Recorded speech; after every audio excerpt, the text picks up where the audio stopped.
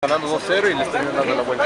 Sí, como tú ves, es una derrota muy dolorosa, la verdad que no nos esperábamos la reacción del rival, pero bueno, hay que hacerlo olvidar pronto para poder sacar una victoria de visitante ya contra el Necaxa. ¿Crees que el equipo de Lobos pecó de confianza en el segundo tiempo? No, más que pecar de confianza, creo que fueron un poco, más bien los errores que cometimos, ellos los supieron aprovechar, porque en realidad la verdad que jugamos mucho mejor que ellos.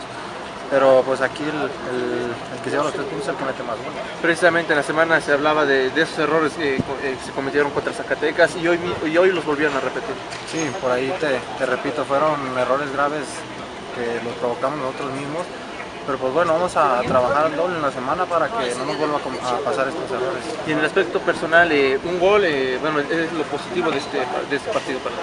Sí, bueno, gracias a Dios ahí se me dio la oportunidad de anotar, que es de lo que vive un delantero, pero de repente con estas derrotas no se sabe ni se disfruta de la misma manera.